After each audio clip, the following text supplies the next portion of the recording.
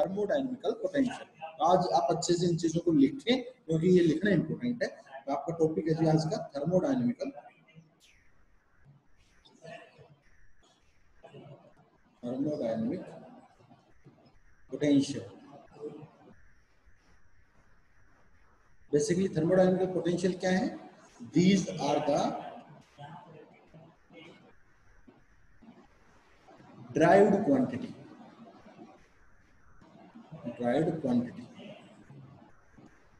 from fundamental। For example fundamental में आपका क्या आ गया? Pressure, volume, temperature, internal energy are the मतलब इसको भी हटा दो, बल्कि दीज आर द फंडामेंटल। इन सभी से मिलकर कुछ क्वांटिटीज बनी हैं, उनको हम क्या कह देते हैं? ड्राइव्ड क्वांटिटीज कह देते हैं, और उनको हम थर्मोडायनेमिकल पोटेंशियल कहते हैं। Okay okay, so first thermodynamical potential is internal energy. हालांकि इंटरनल एनर्जी के बारे में हमने बहुत कुछ जान लिया है। बेसिकली इंटरनल एनर्जी को आप सभी जानते हो, डिनोट किया जाता है आइदर यू से और ई से। ठीक है, ये जो एनर्जी होती है किसकी होती है जी? It is the energy possessed by constituents of the system system के कॉन्स्टिट्यूएंट्स हैं, उनके पास कितनी एनर्जी पोजेस की जाती है उसको हम इंटरनल एनर्जी कहते हैं। हमने इसके बारे में बहुत डिटेल से बात की थी। हमने ये भी कहा था कि जो इंटरनल एनर्जी है आपकी, वो is a state variable. State variable का क्या अर्थ बताया था मैंने? जो डिपेंड करता है, depend only on initial and final state.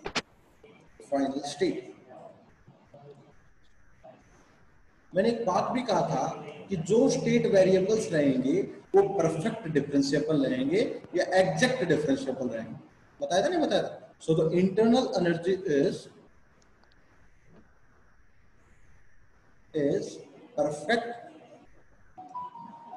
or exact differentiable।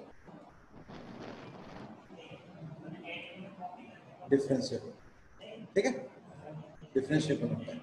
इसका मतलब क्या होता है? जैसे कि मान लो हमारे पास कोई भी एक क्वांटिटी है और वो x और y का फंक्शन है, तो इस एक क्वांटिटी को हम परफेक्ट डिफरेंशिएबल या एग्जैक्ट डिफरेंशिएबल कब कहेंगे बेटा? अगर इसका डेरिवेटिव a के साथ अगर इस तरीके से लिया है, is exactly equal to the yx। Means आप आइदर उसका x के साथ पहले डेरिवेटिव ले लो, फिर y के साथ ले लो, या पहले y के साथ ले लो फिर x के साथ ले लो। द क्वांटिटी रिमेन सेम, उस क्वांटिटी को हम क्या कह देते हैं? एग्जैक्ट डिफरेंशिएबल कह देते हैं। तो आपकी इंटरनल एनर्जी जो है वो एक स्टेट वेरिएबल है, and the state variable quantity always exact. वो कैसी रहती है? Always exact.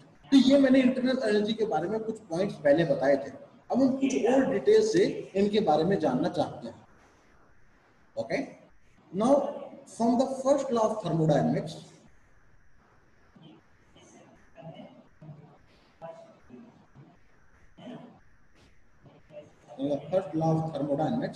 आज का लेक्चर थोड़ा सा थ्योरेटिकल बन जाएगा आपका, लेकिन ये इक्वेशंस डायरेक्ट पूछ ली जाती हैं, इसलिए करवाना जरूरी है। फर्स्ट लॉ ऑफ थर्मोडायनेमिक्स से स्टेटमेंट हमारी यही थी कि dq is equal to du plus dw, right?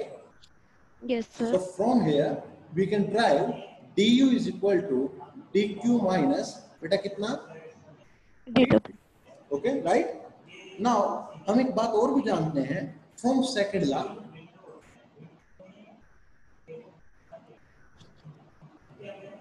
Second law से हम ये भी जानते हैं कि dq is equal to tds, right?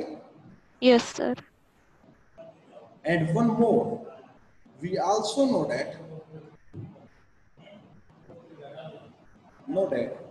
the dw is represented by pdv, right? इन सारी चीजों को अगर मैं इस क्वांटिटी के अंदर पुट करता हूं, so I get a fantastic equation dq is equal to tds minus pd। इस इक्वेशन से हम काम करना स्टार्ट करते हैं। So du is equal to dds minus pd। Now अब अच्छी बात है इस इक्वेशन की, इस इक्वेशन से काफी इक्वेशंस हम ड्राइव करेंगे। अगर इसी इक्वेशन को देखा जाए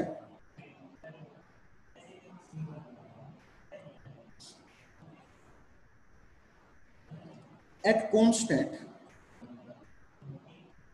एंट्रोपी, अगर कांस्टेंट एंट्रोपी होगी तो ds कितना होगा बेटा? 0। एंट्रोपी अगर कांस्टेंट होगी तो ds कितना होगा? 0। तो हमारी जो इक्वेशन नंबर 1 है वो क्या बन जाएगी? du is equal to minus pd, or we can say that the p is equal to minus du by d, right? Yes, sir. In the similar way, at constant volume की बात करूं तो dv कितना होता है constant volume? 0। अगर dv 0 हो गया तो इक्वेशन क्या बन गई हमारी? du is equal to tds। From this t is equal to क्या आएगा बेटा बताओ जल्दी से? t is equal to du by ds। तो ये हमारी इक्वेशंस क्या है? ड्राइव हो गई। दीज आर इक्वेशंस जो हमारी बन गई, राइट? इट मींस ये दो इक्वेशंस को हम इस तरीके से लिख सकते हैं कि pressure is equal to the change in u with change in v at constant किस पे बेटा? Entropy. And in the similar way आप टेम्परेचर लिख सकते हो change in u with respect to change in s at constant volume, at constant volume. अब देखिएगा sir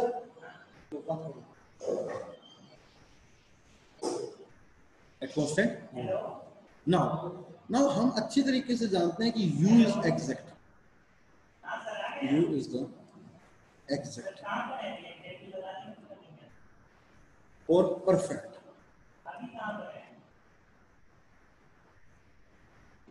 differentiate, okay? तो हम कह सकते हैं कि अगर मैं इस u का जो v के साथ पहले से डेरिवेटिव ले रखा है, अगर मैं इसका एक बार डेरिवेटिव किसके रिस्पेक्ट में ले लूं बेटा?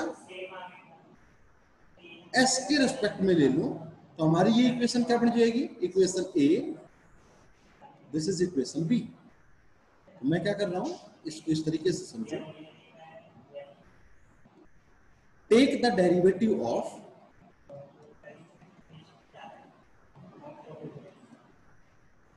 Equation a with respect to entropy. तो बेटा इक्वेशन क्या बन गई? Curly p by curly s is equal to curly square u upon curly s, जो कि v से पहले से हो रखा था। तो आपका equation number a become like this. In the similar way take the derivative of equation b with respect to volume. अगर किसके रिस्पेक्ट में ले लो बेटा? वॉल्यूम के रिस्पेक्ट में ले लो तो इक्वेशन क्या बढ़ जाएगी? Curly t by curly v is equal to curly square u curly v into curly s। ना हम जानते हैं कि हमारा u एग्जैक्ट है, u एग्जैक्ट है, इसका मतलब क्या होगा बेटा? This quantity and this quantity are same, okay? चाहे v का पहले ले लो चाहे s का पहले ले लो, अगर u एग्जैक्ट है तो ये दोनों चीजें क्या रहेंगी बेटा? सेम रहेंगी। सो आवर इक्वेशन बिकम, इन दोनों से अगर हम बात करते हैं तो our equation become curly p by curly s is equal to minus of curly t by curly v, okay? So ये हमें इक्वेशन मिलेगी। या इसको इन जनरल हम इस तरीके से भी याद करते हैं कि curly t by curly v is equal to minus of curly p by curly s। This is our first equation, first Maxwell relation. This is our first Maxwell relation, ठीक है? तो कई बार ऑप्शंस में हमारे टाइम में एक बार direct दिया था, उस समय आया था कि which one is the Maxwell equations, which one is the set of Maxwell equation. तो आपको पता होना चाहिए this is the Maxwell equation. याद करने का यही है, टी मतलब टीवी। आपने इसको कभी याद किया बेटा? तो याद करने का तरीका है आपके पास, किसी के पास? बेटा सुनो, इस इक्वेशन के चार इक्वेशंस में ड्राइव करवा के उनको एक याद करने का आपको तरीका बताऊंगा, लेकिन पहले चार इक्वेशंस हम चलते हैं। इस तरीके से वैसे याद कर सकते हैं हम इसको, हालांकि वेरी स्पेशल टीवी प्रोग्राम कई चीजें याद करते हैं, लेकिन एक टीवीएस एक कंपनी है, टीवीएस, ठीक है, और इस टीवीएस की बाइक आती है, इस तरीके से याद रखो, टीवीएसपी, ठीक है, टीवीएस कंपनी हो गई, और उसकी एक बाइक आती है टीवीएस की बाइक आ गई टीवीएसपी, याद रखो, ठीक है। अब अगर ये हम एंटी क्लॉकवाइज जाएंगे, ये क्या जा रहे हैं एंटी क्लॉकवाइज, तो अगर एंटी क्लॉकवाइज जा रहे हैं तो साइन माइनस, और अगर क्लॉकवाइज जा रहे हैं तो साइन प्लस। इस तरीके से आपकी इक्वेशन बनेगी। अब वो कैसे बनेगी मैं आपको धीरे धीरे बताता जाऊंगा। This is our very first equation, जो ड्राइव हुई है कहां से बेटा? इंटरनल एनर्जी के कॉन्सेप्ट से ड्राइव हुई है, right. So the first equation derived from the concept of internal energy, and the equation is like this. आगे चलें बेटा? Now, Yes, sir. the second quantity, the second thermodynamical potential is Helmholtz free energy. This is generally denoted by A. Stat पढ़ चुके हो तो इससे familiar होंगे। A is equal to minus K T L N omega, याद है किसी को बच्चा? और F, ठीक है, इसको जनरली हम A से या F से डिनोट करते हैं। Now how this A is defined?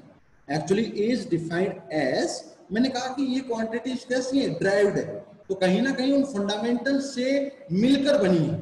तो एक्चुअली दिस A जो है वो आपकी U और TS से मिलकर बना है, तो is equal to U minus TS। ना इसका मतलब होता है बेटा, मैं इसका मतलब समझाऊंगा A का मतलब क्या होता है, लेकिन A जो क्वांटिटी ड्राइव्ड आपकी हुई है वो किससे बनी है बेटा? फंडामेंटल्स से बनी है, और इसको किस तरीके से बनी?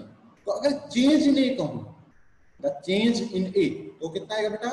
Change in U minus TDS minus SDT, right.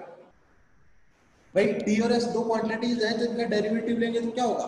First as it is second का derivative, second as it is first का डेरिवेटिव। नाउ du हम अभी अभी पहले निकाल चुके हैं पिछली इक्वेशन में, क्या है था बेटा? du TDS TDS minus PDV. PDV। तो अगर हम इसको पुट करते हैं तो we get TDS minus PDV minus TDS minus SDT। तो अगर मैं इसको इससे कैंसिल कर दूं तो I have an equation dA is equal to minus PDV minus SDT minus SDT। Now so this is our equation. अब इस इक्वेशन का थोड़ा मतलब समझते हैं। For isothermal process, for isothermal process, isothermal process क्या होता है मेरे बेटे? जहां पर टेम्परेचर क्या होता है? Temperature constant. So dt will be 0. So at that instant, dA is equal to minus PdV, or we can say that PdV is equal to minus dA. अब इसका मतलब समझते हैं, मैं पहले लिखता हूं फिर आप इसका मतलब समझना। Helmholtz free energy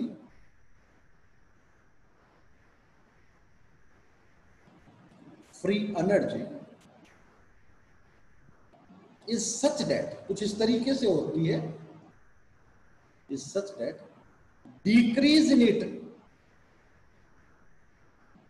it gives the maximum work, the maximum amount of work done by the system for reversible isothermal expansion। देखो बेटा यहां से क्या मिला हमें? पीडीवी क्या होता है? वर्क होता है। PDV is the work, and this DA के साइन बेटा क्या है? माइनस। तो तो डी अगर इंक्रीज इन एनर्जी है तो माइनस मतलब क्या है बेटा, डिक्रीज इन एनर्जी। तो किसी सिस्टम की जितनी हेल्महोल्ट्ज फ्री एनर्जी घटेगी वो इसका मतलब सिस्टम उतना ही क्या कर रहा है बेटा, वर्क कर रहा है। तो इट गिव्स समथिंग, इसकी प्रेजेंस हमें कुछ ना कुछ बताती है कि ये फ्री एनर्जी जितनी सिस्टम की घटेगी इसका मतलब सिस्टम उतना ही क्या कर रहा है, काम कर रहा है, राइट। इट मींस इसकी एनर्जी जो है कहीं ना कहीं वर्क के रूप में यूज हो रही है। तो आपसे इस एक चीज से पूछ सकता है, if they are the two system and in one system the decrease in energy is say 20 joule, at one system the decrease in energy is 30 joule, बताओ किस सिस्टम में ज्यादा work done by the system होगा। तो क्या बताओगे बेटा, इसमें ज्यादा होगा जिसमें ज्यादा डिक्रीज हुई होगी उसमें आपका वर्क जो है वो सिस्टम ज्यादा करेगा। तो ये कहीं ना कहीं फिजिकली हमें कुछ बताती है कि इस एनर्जी में जितना डिक्रीज होगा इसका मतलब आपका वो वर्क जो सिस्टम करेगा वो उतना ज्यादा करेगा। तो this gives some significance.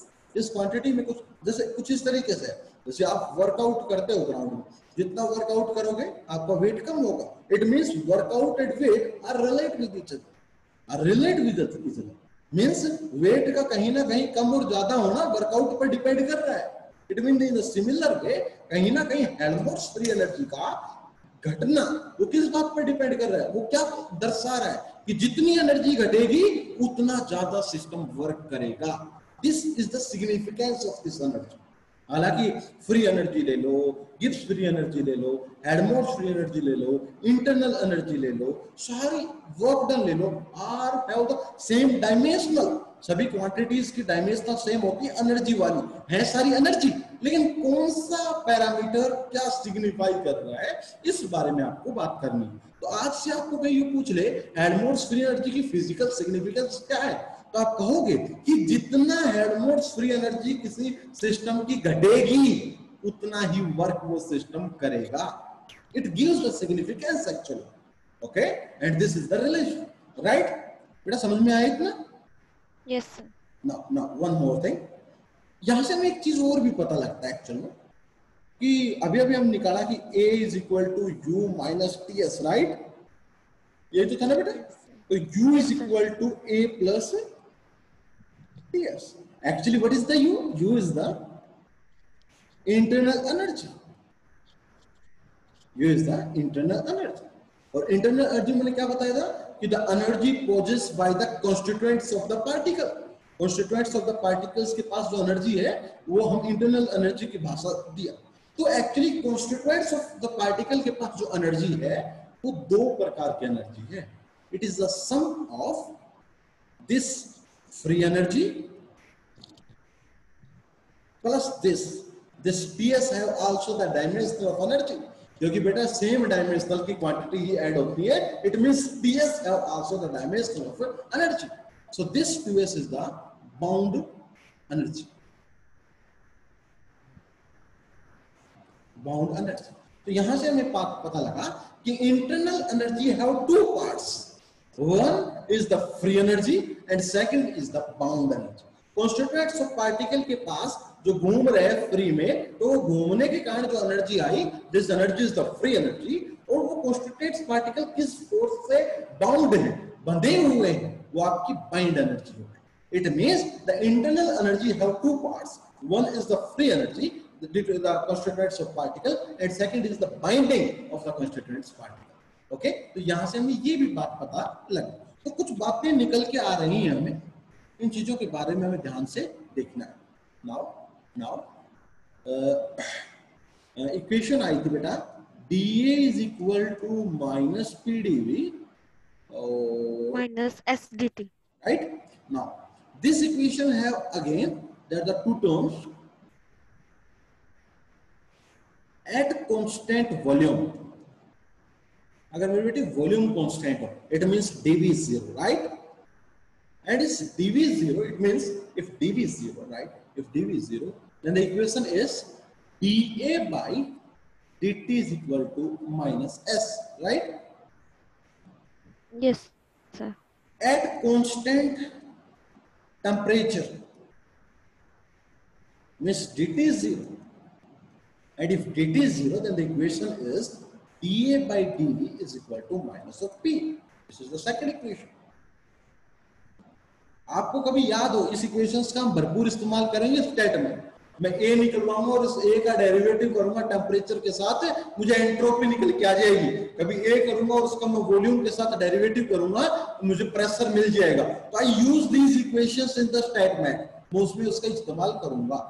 Now actually this a, again the free energy is the exact one, free energy is the exact. तो this is the A equation, this is B equation. अगर A equation का derivative करता हूं मैं with respect to volume, तो I get curly square by a curly v curly t is equal to minus of curly by curly v. And in the similar way, अगर मैं इस equation का derivative करता हूं with respect to t, I get curly square a curly t curly v is equal to minus curly p by curly t. I get these two equations. Now, if a is exact, then this quantity and this quantity will be same. So the equation become क्या बेटा, curly s by curly v is equal to curly p by curly t. Actually, yes, okay. So this is also the equation. So this is the second equation. This is the Saget-Maxwell equation, and equation becomes same. मैंने बताया था बेटा याद करने का तरीका, TVS company है P, TVS P। Now बहुत अलग अलग वेरी स्पेशल प्रोग्राम इन टीवी, बहुत वेरी स्पेशल प्रोग्राम इन टीवी, इस तरीके से भी याद करते हैं, है ना। लेकिन इतना बड़ी इक्वेशन नहीं है, you just remember TVS and P। Okay, so TVS and then P। Okay, and this is the clockwise cycle. That's why the sign is positive. That's why the sign is positive. याद करने का है, ठीक है। This is just for remember. This is just to remember.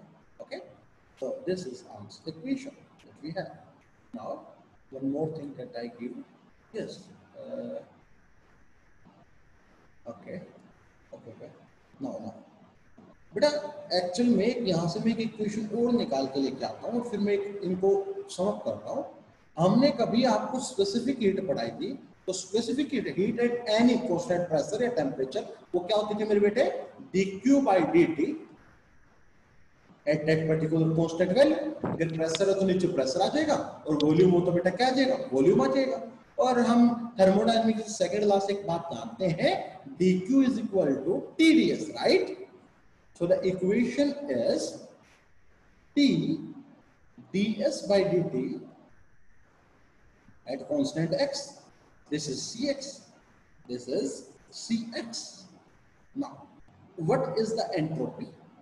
इस question में देख सकते हैं मेरे बेटा, entropy is equal to minus dA by dt. So entropy is minus dA by dt. तो चेंज इन एंट्रोपी अगर dA by dt निकालना चाहूं बेटा मैं, तो this is minus of the second derivative with respect to t square, right? तो अगर इस इक्वेशन को यहाँ पुट करते हैं तो cx is equal to minus of t curly square a by curly t square at constant value. This is the heat capacity. So आप देख सकते हो कि आपकी जो फ्री एनर्जी जो है वो कितनी काम की साबित हुई। फ्री एनर्जी का अगर दो बार टेम्परेचर के साथ डेरिवेटिव कर दोगे एंड देन टेम्परेचर से मल्टीप्लाई कर दोगे, we get the heat capacity, we get the heat capacity. अगर आप फ्री एनर्जी को टेम्परेचर के साथ डेरिवेटिव कर दोगे, वी गेट द एंट्रोपी। अगर आप फ्री एनर्जी का वॉल्यूम के साथ डेरिवेटिव कर दोगे, वी गेट द प्रेशर। तो how this free energy is very important, this free energy is very important for the system. Once we get the free energy, we can easily determine the entropy, we easily determine the pressure, we easily determine the heat capacity, and we also understand the meaning of the free energy, because the decrease in free energy gives the work done. जितनी decrease होगी उतना ही ज्यादा कार्य करेगा वो system. Okay, the very important part is the free energy. I think you understand this. I think you understand. Yes. आया बेटे समझ? Yes, sir. Okay. So this is the Maxwell second equation, and these are the results that I have coming from, and this is the physical meaning of the Helmholtz free energy. So this is the second potential that is used in the thermodynamics. Now I move towards the third potential. Meaning समझ में आना चाहिए बेटा. हमने बार बार एक term use करी, that is the enthalpy. That is the, yes, enthalpy, right?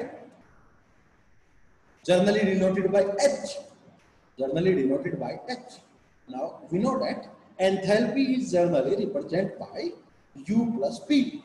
This is the derived quantity जो मिलकर बनी है दो तीन चीजों से. It is the H and P. इनसे मिलकर बन गई ये क्वांटिटी. अब इसका मीनिंग समझेंगे. जिस तरीके से एक इंटरनल एनर्जी का मीनिंग समझा. It is the energy of the constituents. हमने अभी अभी हेल्महोल्ट्ज फ्री एनर्जी का मतलब समझा कि decrease energy gives the work done. In the similar way enthalpy का क्या मतलब है, इसका डिक्रीज और इंक्रीज होना हमें क्या बताता है, इस चीज के बारे में हम जान करें. Okay, so the H is equal to U plus PV. तो the change in H is equal to change in U plus P dV plus V dP, right? I think the equation will be correct, right? Because Yes, yes. sir. Okay. So Now we know about du. Du is equal to TdS minus VdP. बेटा ये होता था क्या? yes, sir. So let's put the value here.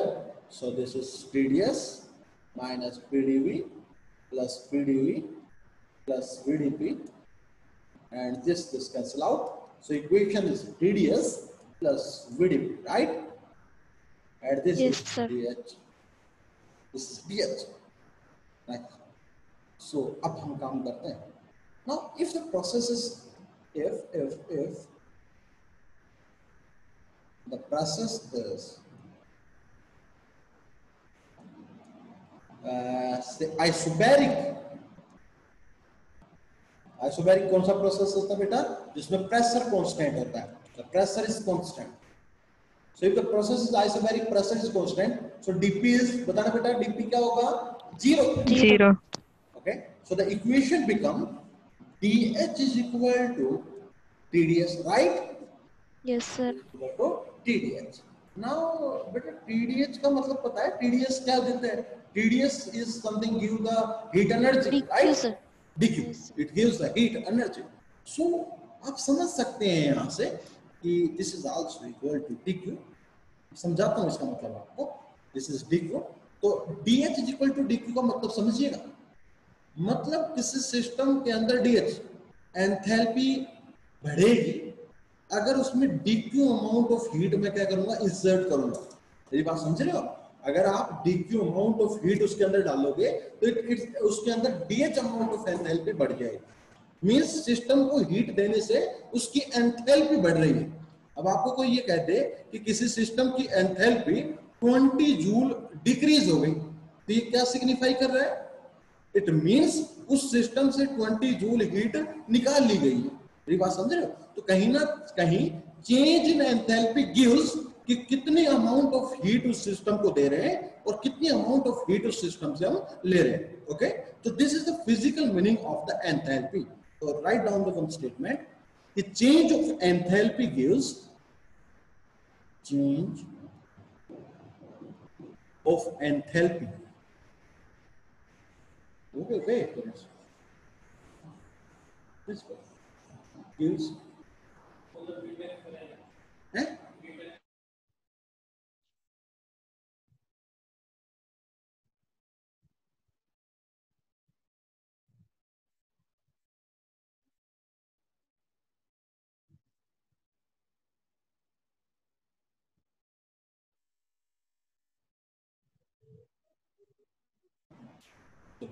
The change in enthalpy gives the amount of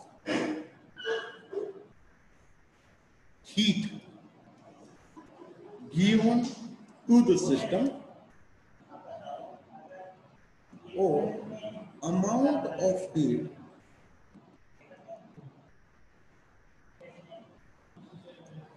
taken by the system.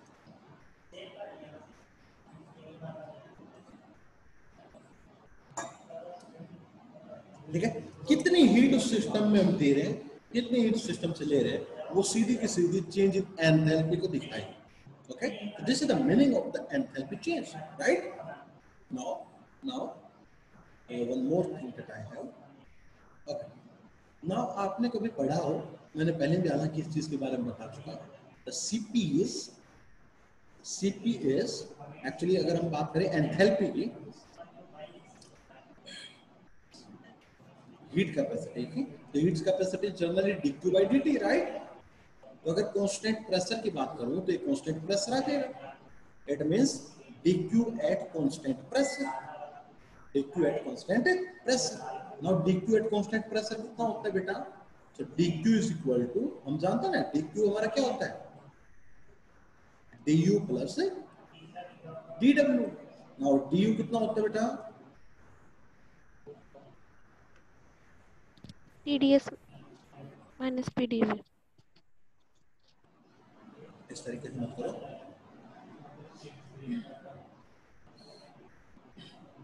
no.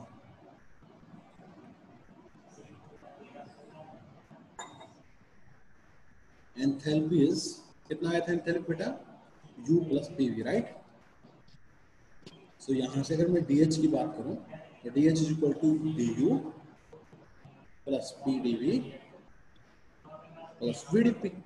अब अगर मैं constant pressure की बात करूं इसमें बेटा एट कांस्टेंट प्रेशर, तो इक्वेशन क्या बन जाएगी बेटा? dh is equal to du plus pdu. Now du plus pdu कितना होता है बेटा?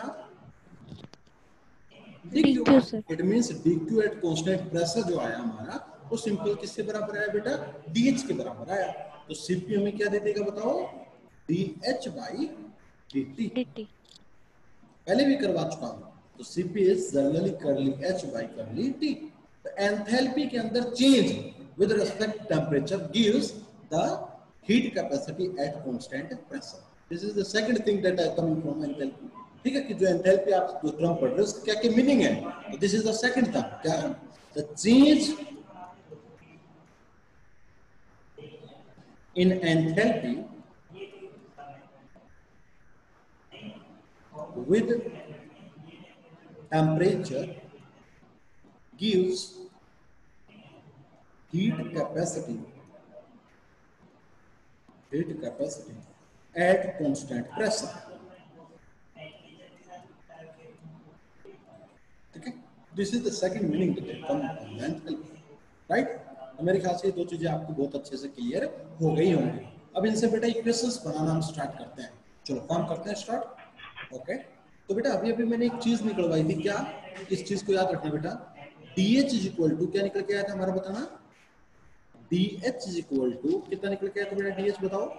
Sir TDS plus TDS VDP. Plus VDP. Now अगर दो स्टेट पर बात करें हम एट कांस्टेंट एंट्रोपी, तो मेरे बेटा बताओ कांस्टेंट एंट्रोपी मतलब ds is 0. so the equation is dh is equal to vdp. so v is equal to dh by dp, right? in the similar way at constant pressure, that constant pressure मतलब dp is 0, and if dp is 0 then dh is equal to tds. so from here t is equal to dh by ds. this is the second equation coming from. ये equation कब आई बेटा? at constant entropy, and this equation at constant pressure. now again the h is exact. now अगर मैं a equation का derivative कर लूं with respect to s तो क्या बनेगा बेटा? करली बाई v बाई करली s इज करली स्क्वायर बाई s करली s करली p. मैंने इस इक्वेशन का विद रिस्पेक्ट टू s क्या कर दिया बेटा? डेरिवेटिव ले लिया. इन द सिमिलर वे इस इक्वेशन का मैंने इसका किसके लिए विद रिस्पेक्ट टू s. अगर मैं इसका डेरिवेटिव ले लेता हूं with respect to p, equation क्या बनेगी बेटा? करली t by curly p is equal to curly square h curly p curly s. now this is the exact, अगर H एग्जैक्ट है तो ये दोनों जो क्वांटिटीज क्या होंगी, एक दूसरे के बराबर. So the equation become curly T by curly P is equal to curly V by curly S. Again, T V S P. But the system is clockwise. That's why the sign is positive. That's why the sign is positive. Okay. So this is my third Maxwell equation. Okay. The third Maxwell equation coming from the concept of enthalpy. Enthalpy concept से ये आई, right? बेटा बताओ यहाँ तक कोई doubt हो तो मेरे से पूछो प्लीज, मैं उसको एक्सप्लेन करके दूंगा. बताओ बेटा, ये आगे चलें? Yes, sir. चलें? चलो. Yes, sir. Now the fourth quantity is, I write the fourth quantity. कौन सी पढ़ चुके बेटा बताना एक बार. Sir, isocoric बच गया सर. नहीं, हम कौन सी क्वांटिटी पढ़ चुके हैं? Internal energy, enthalpy, Helmholtz free energy. Helmholtz free energy, एक होती है गिब्स फ्री एनर्जी. जी यस सर. इसका मतलब वो समझते हैं. Gibbs free energy generally denoted by G. इस जी का मतलब भी समझेंगे गिब्स एनर्जी हमें क्या देती है. ठीक है, याद है बेटा, इंटरनल एनर्जी का मतलब the energy produced by the constituent particles. और बेटा बताना मेरे को कि हेल्महोल्ट्ज फ्री एनर्जी का डिक्रीज होने का मतलब जितना डिक्रीज होगा उतना ही आपका वर्क होगा. वर्क. हाँ यस. और अभी हमने बात की किसकी बात की अभी एंथैल्पी की. तो एंथैल्पी का चेंज मतलब उतना ही सिस्टम में हम हीट को दे रहे हैं, उतनी हीट हम सिस्टम से दे रहे हैं. Each thing have a meaning. Each thing have a meaning. Now let's see what is the meaning of Gibbs free energy.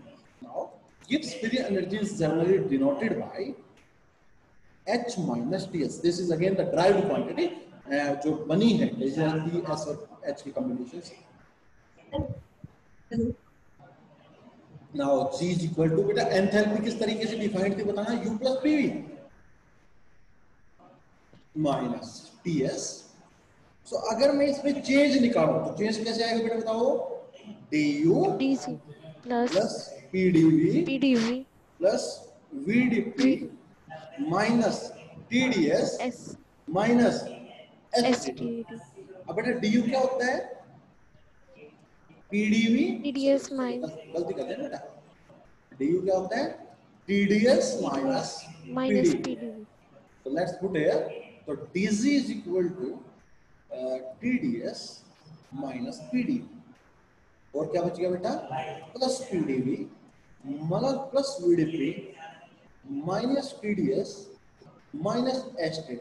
तो कटे वो काट दो बेटा. तो TDS से TDS कट गया और PDV से PDV कट गया. So the equation become DC is equal to VDP minus STD. Right? This is our equation. This is our equation. Okay?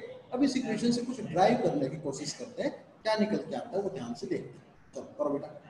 सो इसको इस तरीके से पकड़ो. इक्वेशन क्या पड़ेगी बेटा. dc is equal to vdp minus sdt. Now again there are the two cases possible. At constant pressure, what happen? dp is 0. So dc is equal to minus sdt. From here s is equal to dc by dt and the minus sign. Right? We get this type of equation. Now at constant temperature, क्या 0 हो जाएगा बताओ. dt is 0 and dt is 0 equation is dc is equal to vdp. So from here v is equal to that is the dc by dt. तो ये काम किस पे हुआ है बेटा. At constant pressure. एट ये काम किस पे हुआ है. At constant temperature. नाउ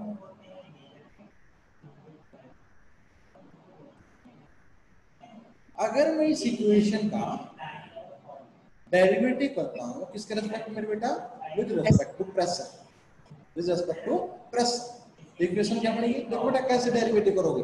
जो कांस्टेंट आया है ना बेटा आपका, उसी के रेस्पेक्ट में कर दिया।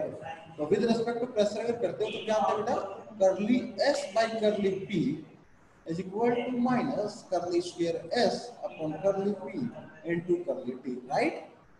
तो बेटा यहाँ तक समझ में आया क्या। और ये जो इक्वेशन है, इस इक्वेशन का हम डेरिवेटिव करते हैं किसके रेस्पेक्ट में बेटा, विद रेस्पेक्ट टू टी। बिल्कुल घबराने की जरूरत नहीं है। सो अगर टी के साथ डेरिवेटिव करते हैं तो क्या इक्वेशन आएगी, curly V by curly T is equal to curly square, गलती कर दी बेटा, या जी आएगा, तो curly square G upon curly T into curly T, right. This is the equation. Now again this G is the free energy and this free energy is again the exact one. Is again the exact. This is also depend on the two states. Okay. So if G इन दोनों equation से we get a result. क्या मेरे बेटे, curly S by curly P is equal to minus of curly V by curly T, right? Yes, sir. Curly V by curly T. Okay. Now, and this is again the T V S P, right? तो कैसी circle बन रही है बेटा, बताओ कैसे cycle बन रही है, anti clockwise. That's why the sign is negative. ठीक है, याद करने का तरीका। And this is our Maxwell। कौन सी इक्वेशन में बेटे, Fourth. फोर्थ। तो कई बार ये आया कि चार इक्वेशन के आपके चार ऑप्शन आए और ये कहा गया which one is the correct pair, which one is the correct pair of the Maxwell equations। Okay, तो ये चारों इक्वेशंस आपको याद रखनी है कि किस समय कौन सी इक्वेशन आपकी आई है। We must remember this thing. मैं भी अगर इसको ग्रुप करवा दूंगा आपको, लेकिन उससे पहले आप कुछ और समझिएगा इस चीज में ना। अब देखिए कुछ एक दो टर्म्स और हैं, उनके बारे में मैं बताता हूँ। यस, अगर मैं इस प्रश्न, क्या है बेटा, डीजी की वैल्यू क्या है, डीजी इज इक्वल टू क्या है आपका, VDP VDP minus minus SPD.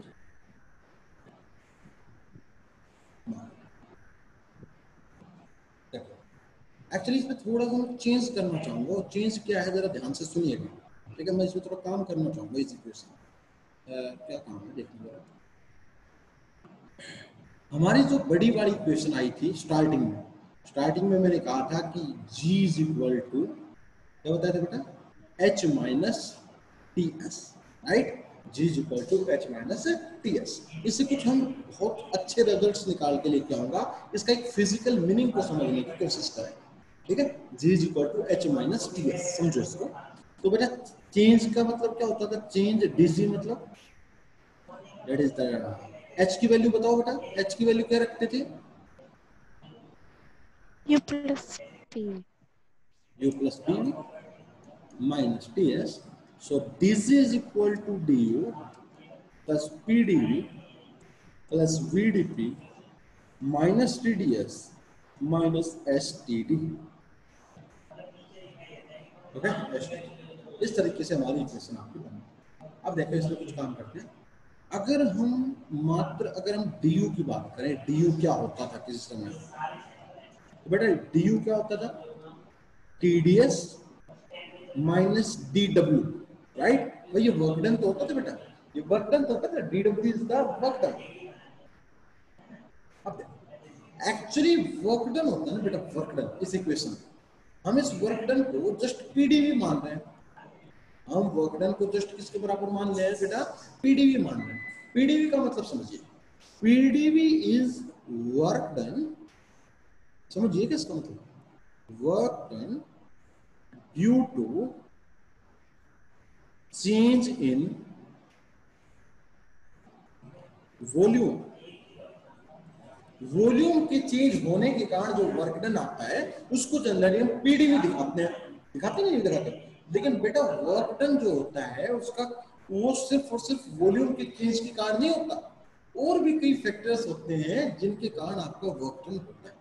Work done को जनरली हम कहते हैं कि सिस्टम के अंदर डिस्प्लेसमेंट हो गया, तो displacement cause the work done, displacement cause the work. मतलब जो वॉल्यूम के अंदर जो चेंज हो रहा है उसके कारण कह देते हैं पिस्टन आपका डिस्प्लेस किया गया और वो आप एक वर्क हो रहा है।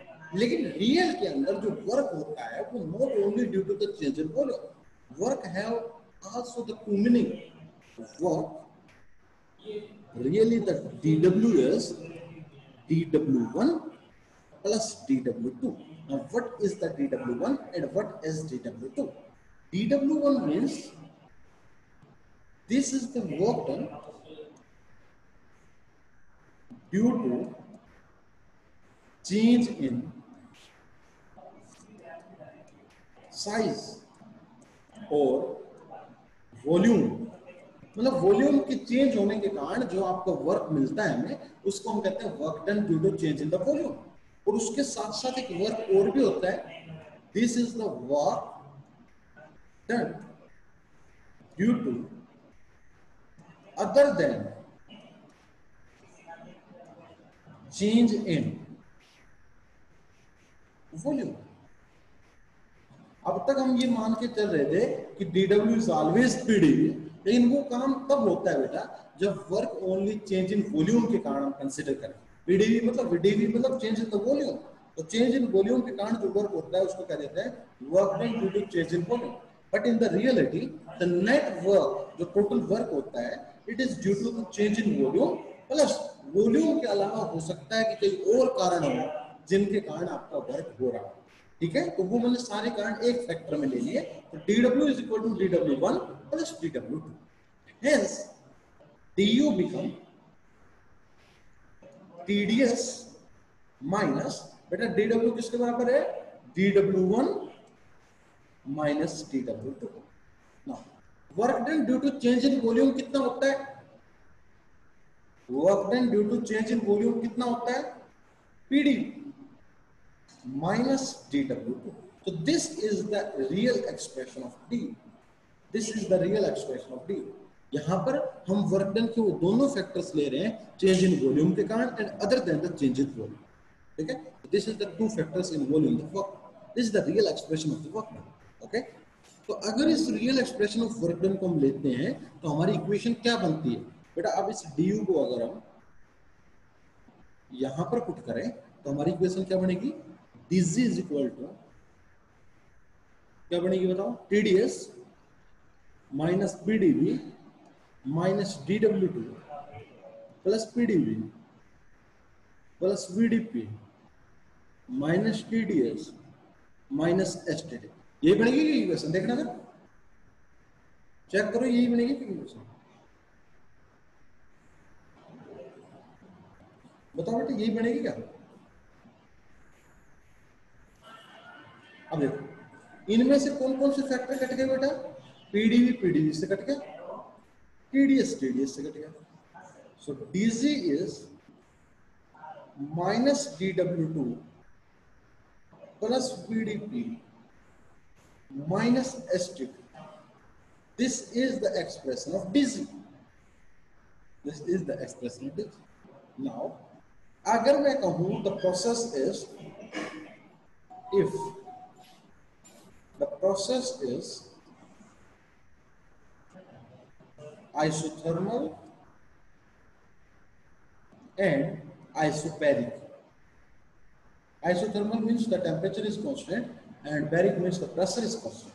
तो dt 0 होगा और dp 0। dp भी 0 से। now अगर dt और dp दोनों 0 होती तो हमारी इक्वेशन क्या बनेगी, so d is equal to minus dw plus hotspot को मत करना भाई, तो इक्वेशन क्या बनेगी बेटा, ये भी 0 बन गया और ये भी 0 बन गया, so dg is equal to minus dw, या मैं कह सकता हूं dw2 is equal to minus dg। Now what is the dw2, कोई बता सकता है बच्चा, मैंने एक्सप्लेन किया था इसको, what is dw2, Well, then what is change in volume? Change in volume.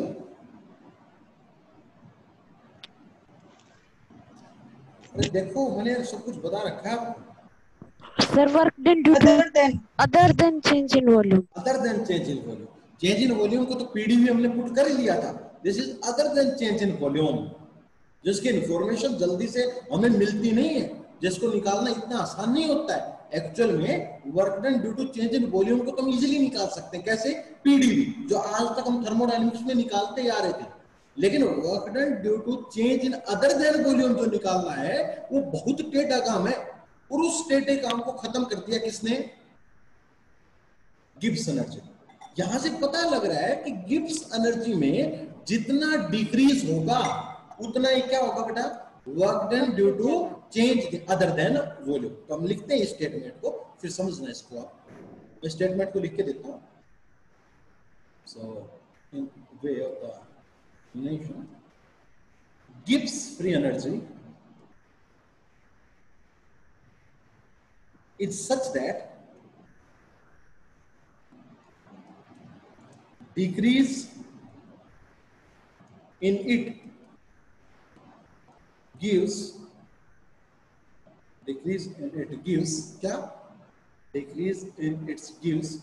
the maximum amount of work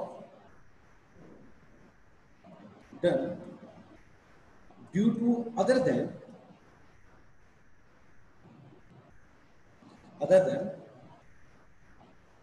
change in volume. For isothermal and isobaric process.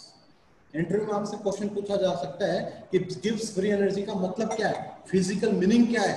तो आप कहोगे कि किसी सिस्टम की गिब्स फ्री एनर्जी जितनी डिक्रीज हो रही है उतना ही हम कह सकते हैं कि वर्क डन हो रहा है other than the change in the volume. Clear?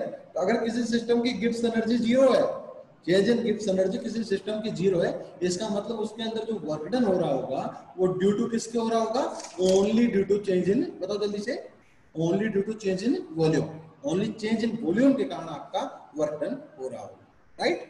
Now one more thing that I will discuss. Sir yes sir, ये अदर देन वॉल्यूम का मतलब एक बार फिर से बताना कैसे?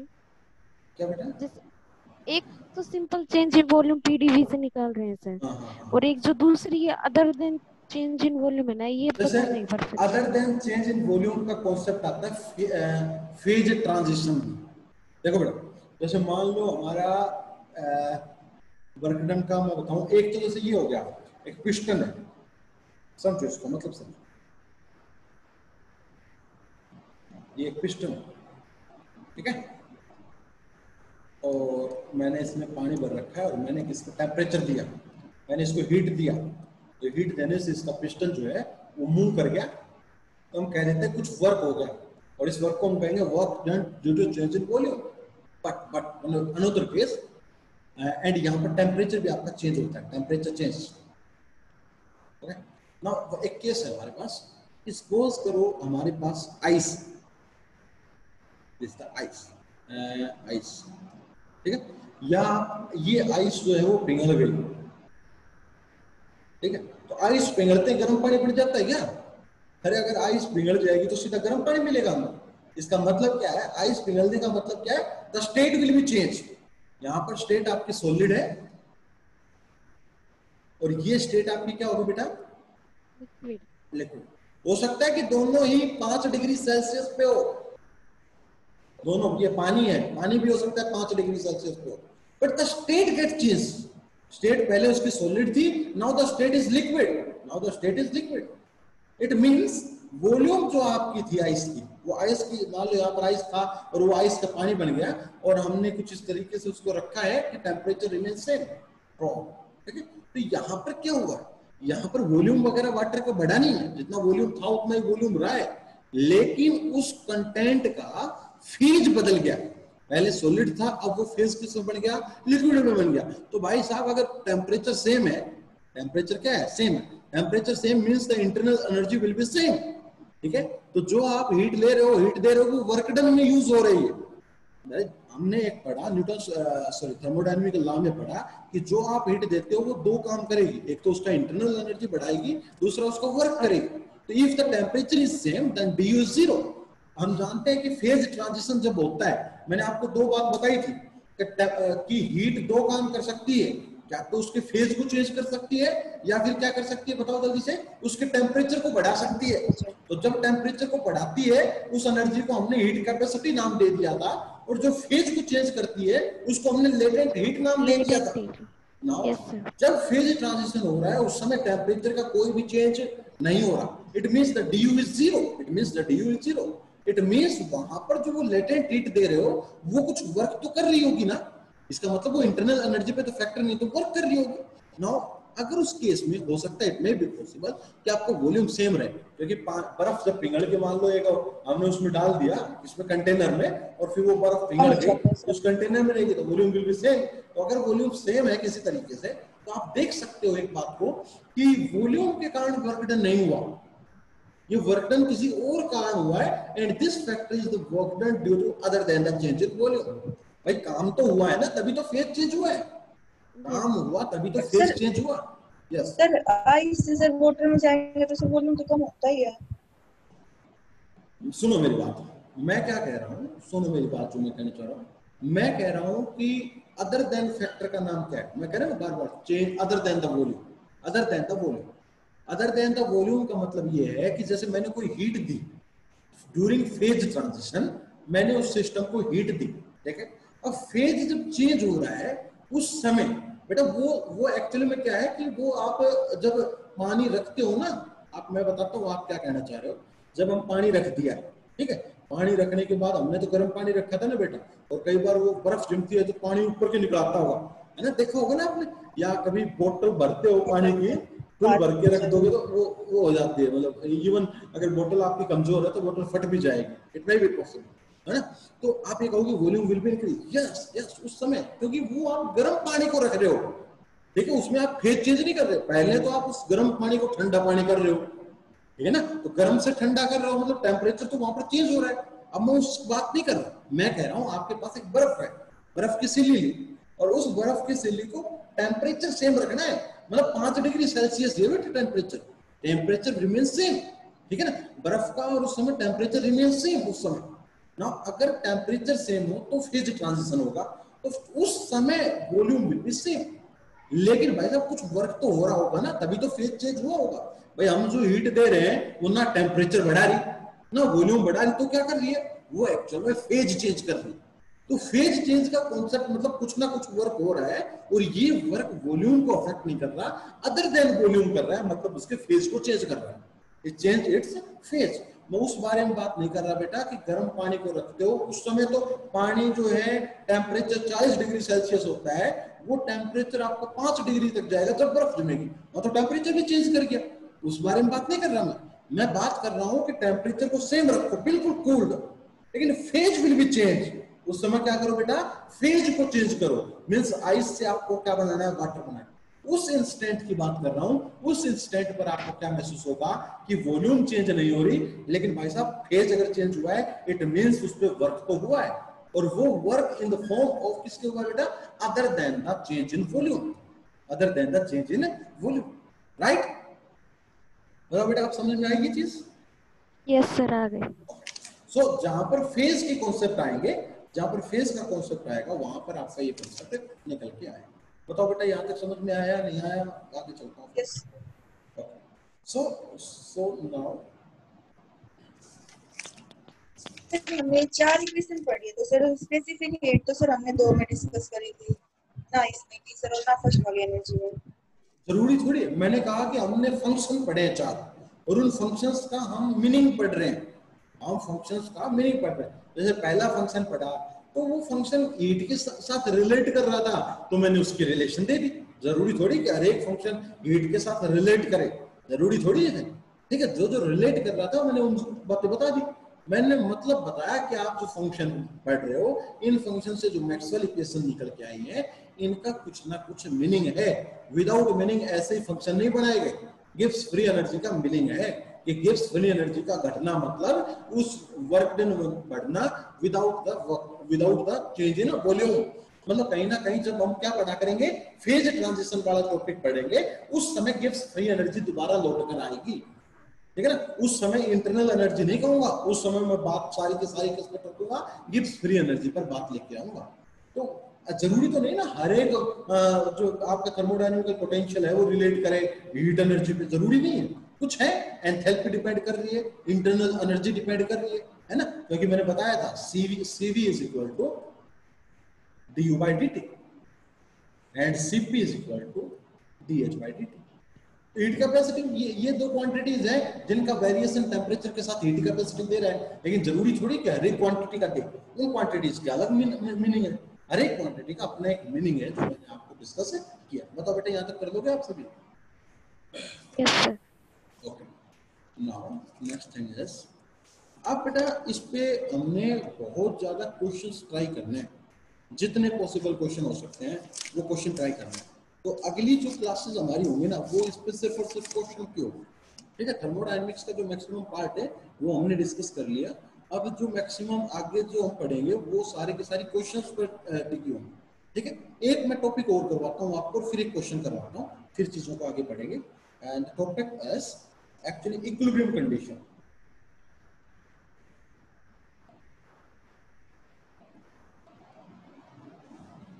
Equilibrium condition.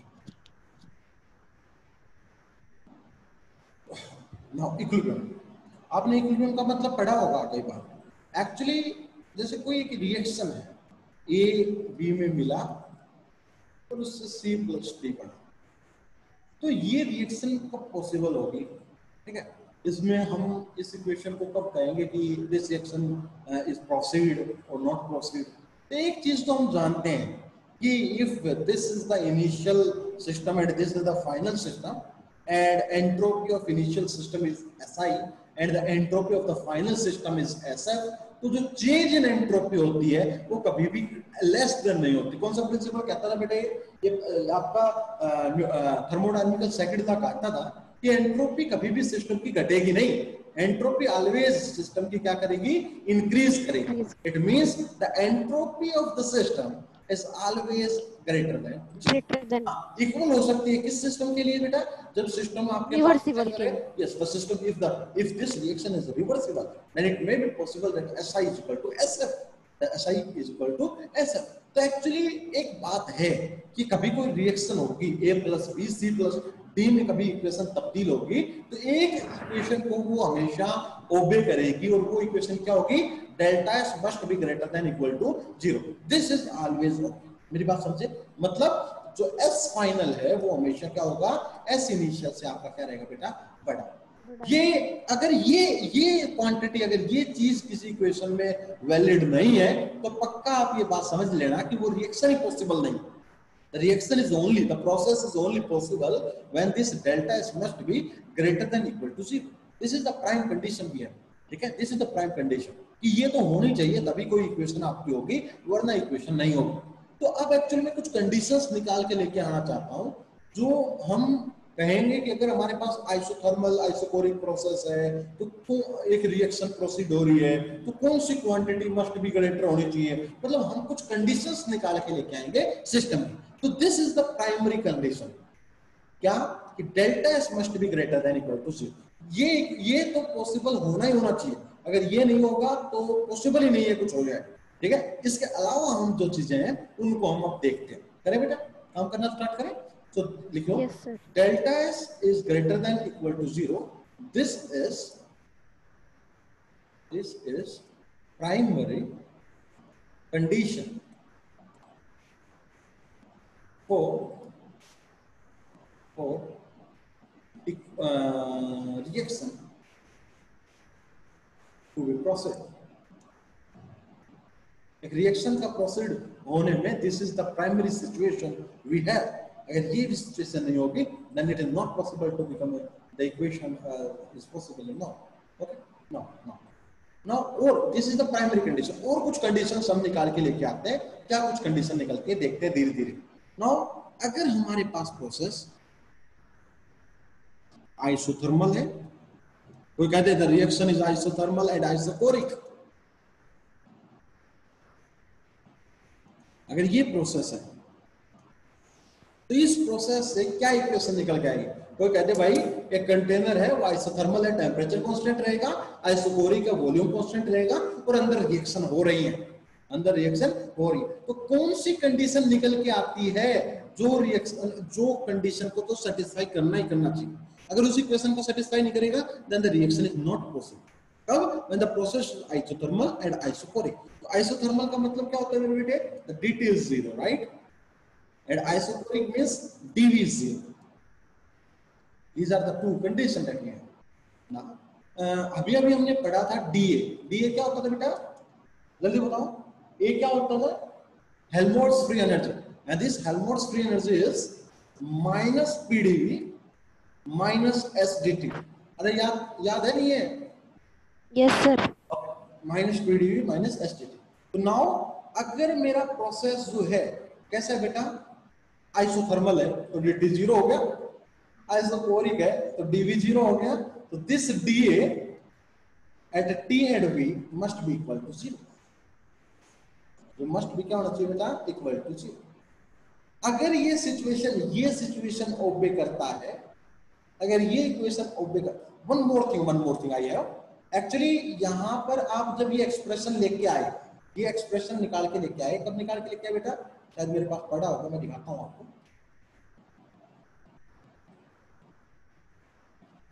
ये जब एक्सप्रेशन निकाल के लेके आए तो इसमें बेटा हमने एक इक्वेशन यूज की थी, क्या? देखो दिस वन, और यहां पर dq था, dq की जगह हम TdS यूज कर रहे थे। बेटा dq TdS के बराबर कब होता है बताना? जब प्रोसेस कैसा हो? Sir isochoric. अच्छा, आइसोकोरिक। अच्छा, अरे इससे नहीं कह रहा मैं कह रहा हूं dq is equal to TdS use करते नहीं करते हम कभी? Sir second law. हाँ सेकंड लॉ।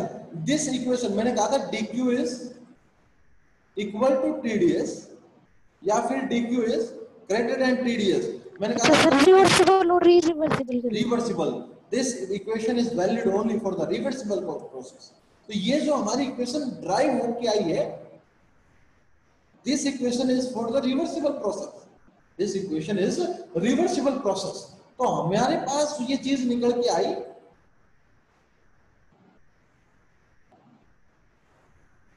दिस, तो ये 0 निकल के आया, तो ये किसके लिए निकल के आया बेटा? सर रिवर्सिबल के लिए। Reversible process. तो अगर कहे कोई कि अगर प्रोसेस आइसोथर्मल है, अगर प्रोसेस आइसोकोरिक है और अगर प्रोसेस रिवर्सिबल है, तो change in Helmholtz free energy must be equal to 0, तभी रिएक्शन आपकी पॉसिबल होगी। ये हमें एक डाटा निकल के लेके आया।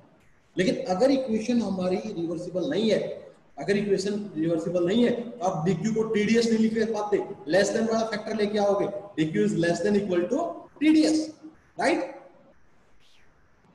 ये फैक्टर निकाल के लेके आओगे, और ये जब चीजें आप रखोगे तो I get dA is less than 0। तो this equation coming when the process is irreversible। तो देयर द टू इक्वेशन। इसका मतलब इन दोनों इक्वेशन को अगर कंबाइंड करूं तो dA is less than equal to 0। एक कंडीशन क्या आई थी मेरे बेटे? Delta S must be greater than equal to 0। तो these are the two equations which are necessary for a reaction to be possible। कौन से प्रोसेस में?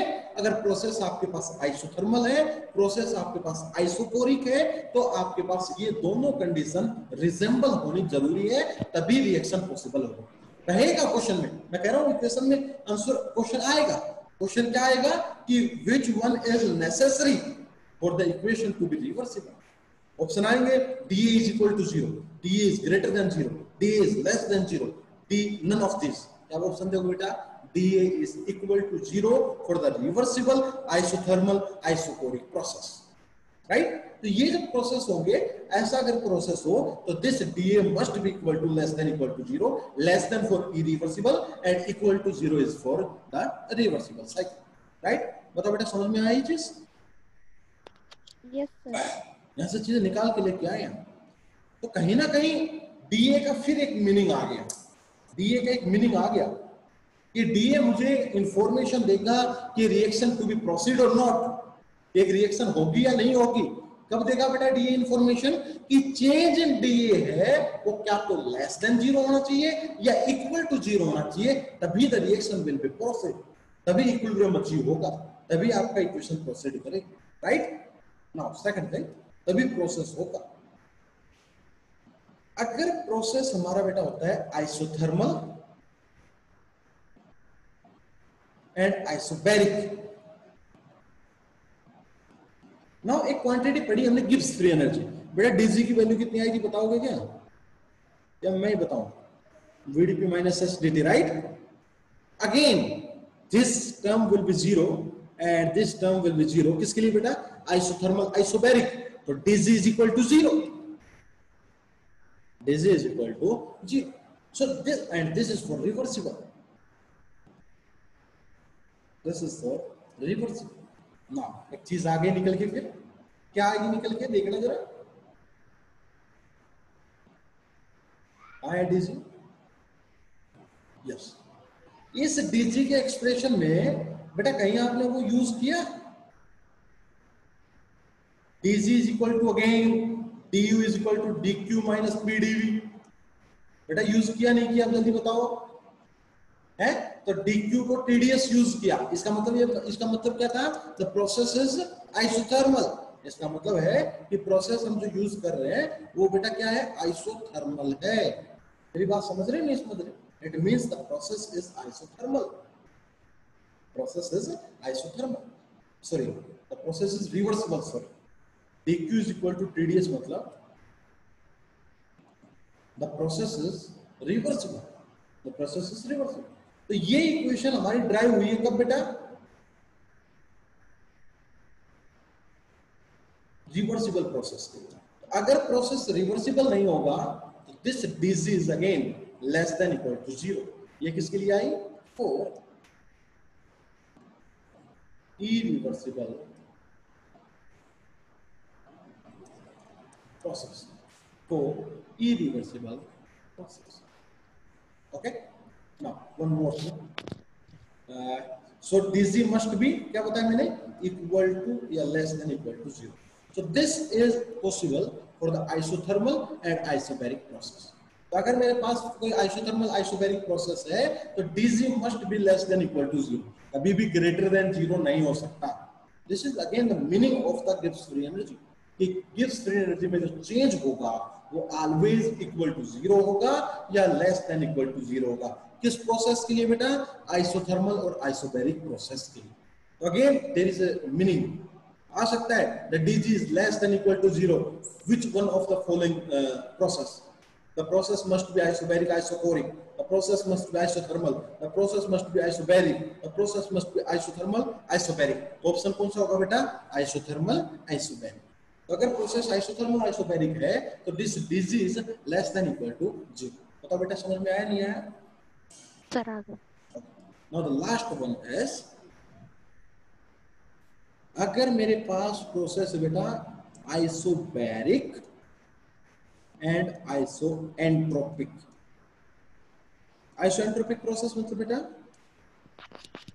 Sir entropy remains. Yes. Now enthalpy को लेके आते हैं। एंथैल्पी क्या थी बेटा? U plus PV. P। Now H is equal to U क्या बन गया बेटा? DU plus PdV। करवा देता हूं, कोई नहीं, VdP। Now H is equal to, आप बताना बेटा मेरे को, sorry DH। DH is equal to DU क्या होता है बेटा? DQ minus PdV plus PdV plus VdP। बेटा ये कैंसिल हो गया, so DH is equal to DQ plus VDP। VdP। Now, if the process is isothermal, sorry, if the process is reversible, तो बेटा रिवर्सिबल प्रोसेस के लिए dq किसके बराबर होता है मेरे बेटा बताओ? TdS।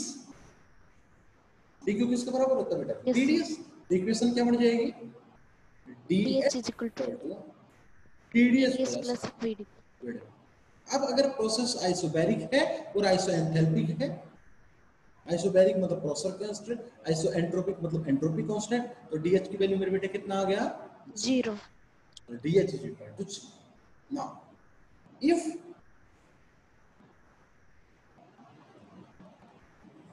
The process is iso sorry irreversible. मतलब इरिवर्सिबल की कंडीशन क्या बताई थी, बताना मैंने स्टार्ट में, बताओ बिल्कुल DQ is less than TDS, less than था ग्रेटर देन था, बताओ less than TDS, DQ is less than TDS। ऐसे था बेटा, हम DS को इस तरीके से डिफाइन करते थे, कैसे DQ by T, तो किस तरीके से डिफाइन करते थे, either DS is equal to DQ by T, either DS is equal to greater than DQ by T, ऐसे डिफाइन करते थे ना बेटा। तो यहां से निकल के आया था हमारा DQ is less than TDS। अब देखो, सो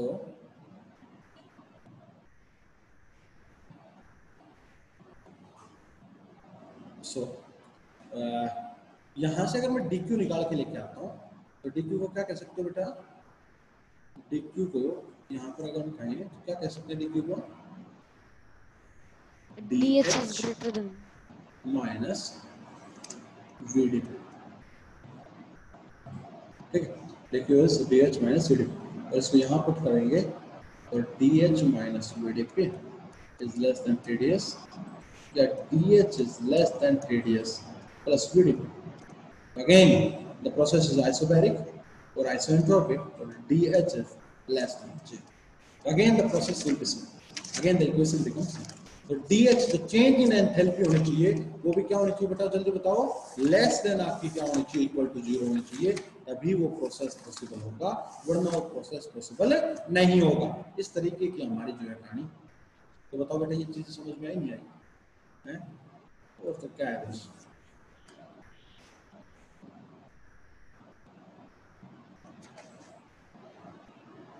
ठीक है। तो ये चीजें हमने आज पढ़ी बहुत अच्छे से, और इनको आप अच्छे से एक बार रिवीजन करना है। कल मैं आपको 10 क्वेश्चन करवाऊंगा, 10 से 15 क्वेश्चन, जिसमें ये सारे क्वेश्चंस होंगे जो आज तक हमने मिक्स क्वेश्चंस होंगे। एंट्रोपी पे कुछ क्वेश्चन होंगे, कुछ क्वेश्चन आपके इन फंक्शंस पे होंगे, कुछ क्वेश्चन आपके प्रोसेस के अंदर होंगे, ये सारे होंगे।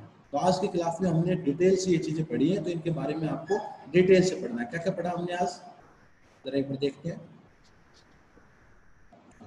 सबसे पहले थर्मोडायनामिकल पोटेंशियल पे चला, और थर्मोडायनामिकल पोटेंशियल में हमने इंटरनल एनर्जी की बात की। इंटरनल एनर्जी को कुछ फिजिकल फंडास किए कि रियली इंटरनल एनर्जी हमें क्या बताती है, फिर किस तरीके से चेंज इन इंटरनल एनर्जी को कैलकुलेट किया जाता है, और कैलकुलेट करने के बाद हमने मैक्सवेल फर्स्ट इक्वेशंस को ट्राई करके लेकर आ गए। तो मैक्सवेल हमारी फर्स्ट इक्वेशन आ गई, दैट इज TVSP। क्या है हमारी फर्स्ट इक्वेशन, देखते हैं। TVSP, and the cycle is anti-clockwise, that's why the sign is minus. This is first equation, इनको याद करेंगे मिक्स करके। फिर उसके बाद क्या आई बेटा, नेक्स्ट थिंग बताना। उसके बाद हमने पढ़ा, yes, this is the first equation that I have. उसके बाद सेकंड इज द एंथैल्पी, और एंथैल्पी क्या होती है, चेंज इन एंथैल्पी हमें क्या देती है। चेंज इन एंथैल्पी के बाद एंथैल्पी का चेंज टाइम टेम्परेचर के साथ किस तरीके से हमें हीट कैपेसिटी देता है, वो पढ़ा हमने। उसके बाद एंथैल्पी का जो चेंज एंथैल्पी होता है वो TDS प्लस VDP होता है, ये पढ़ा। इन चीजों को भी आपको रिमेंबर करना है। और उसके बाद हमारी इक्वेशन आई हुई कि TVSP is equal to, this is the third equation. Second कहाँ गई बेटा, स्किप कर दी। सेकंड किस पे थी, हेल्महोल्ट्ज़ फ्री एनर्जी पे। Second equation is Helmholtz free energy, और हेल्महोल्ट्ज़ फ्री एनर्जी में हमने चेंज इन एनर्जी हमने मतलब पढ़ा, चेंज इन एनर्जी का क्या होता है, और ये बेटा TVS इस तरीके से याद रखेंगे। तो मैं एक बढ़ाता हूँ शेड्यूल। सेकंड में T बेटा कहाँ रहा है,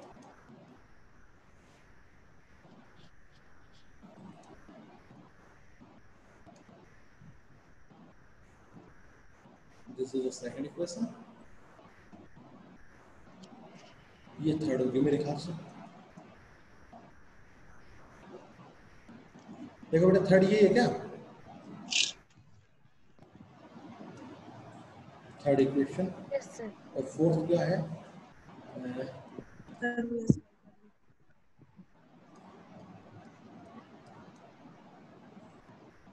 फोर्थ ये बेटा साइन आएगा। हाँ इस तरीके से याद रखें। अब याद करने का तरीका क्या बेटा, एक सीरीज याद रखेंगे TVSP, TVS मोटरसाइकिल है, ठीक है। उसके बाद क्या याद रखेंगे बेटा, क्लॉकवाइज मींस पॉजिटिव और एंटी क्लॉकवाइज मींस नेगेटिव, ठीक है। दो इक्वेशन में T आपको ऊपर से स्टार्ट करना है, यहां से फर्स्ट में और थर्ड में, ठीक है। तो फर्स्ट में पहले एंटी क्लॉकवाइज घूम जाना, थर्ड में क्लॉकवाइज घूम जाना, TVSP करते हुए, ठीक है। आपने फर्स्ट में और थर्ड में T ऊपर रखना है, पहले एंटी क्लॉकवाइज घूम जाना, फिर क्लॉकवाइज घूम जाना, ठीक है। ऑर्डर भी याद होना चाहिए आपको। उसके बाद बेटा सेकंड क्या बताई मैंने, अब T नीचे रखना दो, सेकंड और फोर्थ में, ठीक है।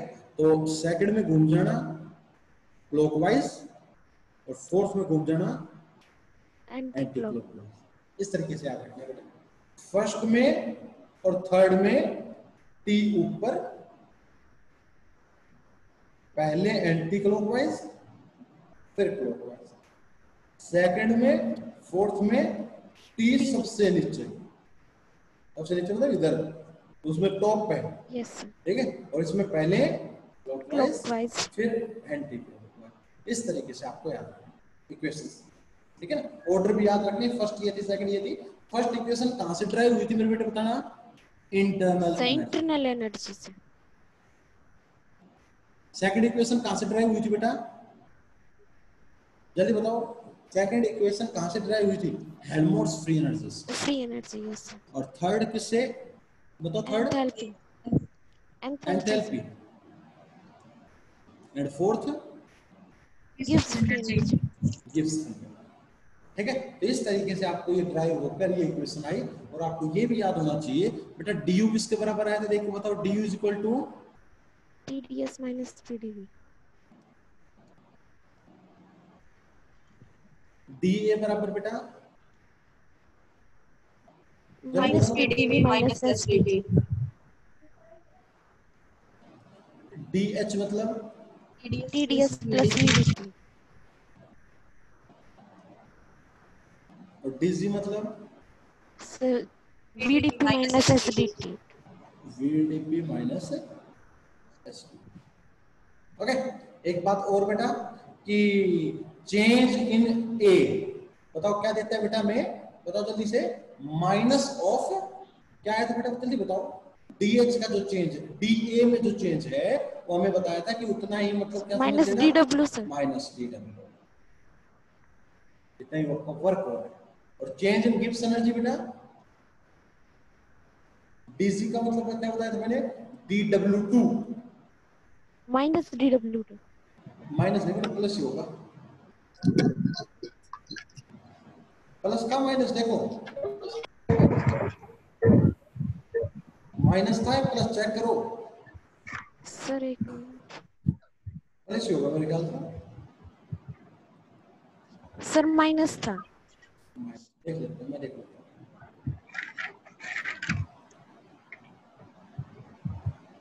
यस,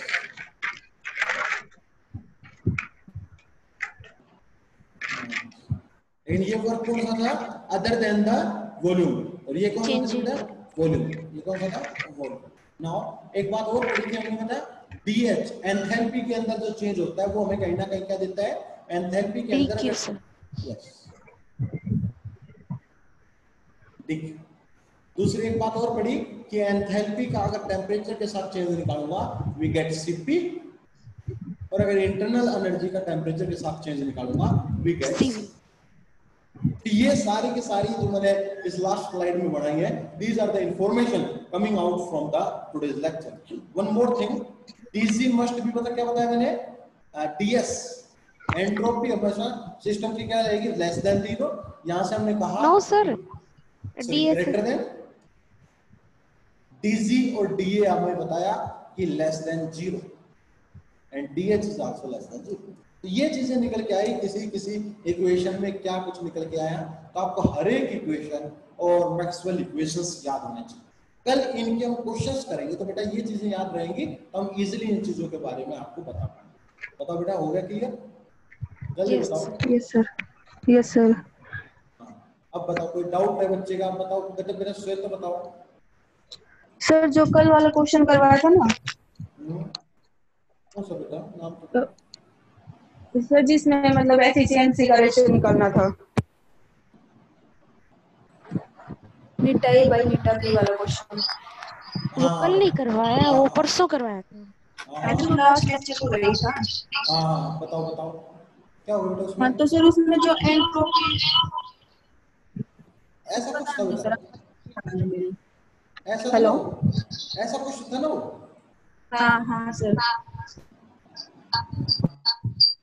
तो ऐसे दिया था ना वो। सर इसके बाद तो एक लेक्चर और ले लिया आपने, सेकंड लॉ ऑफ थर्मोडायनामिक्स के न्यूमेरिकल करवाए थे। कोई नहीं, अब इनका डाउट ये है, ये देख लेते हैं क्या है। हाँ मतलब लास्ट, तो मैंने कहा था बेटा इसका डिवीजन कर लो वॉल्यूम एरिया से। मैंने कहा था अगर ये 1 है, ये 2 है, ये 3 है, ये 4 है, मैंने सेक्शन बांट लिए ऐसे। ये ग्राफिकली सोल्व करने का तरीका बताया था मैंने। हाँ तो सर आपने बताई थी कि एंट्रोपी इंक्रीज होगी ना वो लेंगे, तो सर मैं यहाँ कहा पे था, दूसरी डिक्रीज हो रही है अपोजिट डायरेक्शन में, क्योंकि मैंने हमने कहा, एक बार तो 4 ए ले रखा है नीटा ए के लिए। हाँ ये देखा था, जो नीचे वाली एफिशिएंसी होगा वो area under the curve, area under the loop upon area under the entropy increase. In which entropy increase. तो इस पहले वाले में यहाँ पर हो रही है बेटा इंक्रीज, है ना? पहले वाले में इंक्रीज इसमें हो रही है ना बेटा, ठीक है? हाँ तो सर। एनक्लोज तो मान लो ये x है, एनक्लोज तो दोनों में 3x है, राइट? एनक्लोज तो दोनों में कितना है बेटा? 3x है, क्योंकि इसके अंदर एनक्लोज जो एरिया है वो तो दोनों के अंदर ही कितना है? 3x है। अब नीचे आया एरिया उस कर्व के अंदर जिसमें एंट्रोपी इंक्रीज हो रही है, तो मतलब इस कर्व के अंदर एरिया। अब इस कर्व के अंदर बेटा कौन कौन सा एरिया आता है? ये भी आएगा, ये भी आएगा, ये भी आएगा और ये भी आएगा, सारा का सारा सिस्टम इसके अंदर आता है। That is the 4x। और सर इसमें अब हो गया, मतलब 4 टाइम्स लिया है सर, वो 1 हाँ, टाइम्स ही होगा। हाँ, और इसमें कितना होगा? 1x। इसमें 1 टाइम्स। तो 3/4 और ये 3। अब रेशियो 1/4 आता होगा बेटा, ऐसे करके आया होगा, ठीक है? यस हो गया। तो thank you so much for today's class. Next sir. Class में सर एक लेक्चर था ना, 5th लेक्चर, बेटा वो फिफ्थ जो आप कह लेक्चर रहे तो थे। नहीं मिला, नहीं जिसमें मिला। हमने क्या पढ़ा था? जिसमें हमने पढ़ा था डिग्री ऑफ फ्रीडम वगैरह ना। Yes sir. ढूंढते हैं, अब मिल ही नहीं रहा, पता नहीं लैपटॉप में कहाँ गुम हो गया हो, ढूंढूंगा मैं, ठीक है? उसके अलावा तो सारे हो गए। अब बाकी लेक्चर यूट्यूब पे मैं नहीं डालूंगा आगे के लेक्चर, ठीक है? इस थर्मो के डालने के बाद बंद करेंगे, वरना तो सारे बच्चे पढ़ लेंगे तो फीस दौड़ना तो बराबर है भाई? तो वो काम मैं नहीं कर पाऊंगा आगे, ठीक है? कोई लेक्चर आप जो कहोगे छूटेगा वो डाल देंगे, लेकिन सारे लेक्चर में नहीं डाल पाऊंगा, ठीक है? वरना तो सभी देख लेंगे और सबके लिए बराबर हो जाएगा। फिर आप क्यों फीस दे रहे हो? लेक्चर देखो सिर्फ यूट्यूब पे। तो ये काम हम आगे नहीं करेंगे। Thank you so much for today's class. Thank you.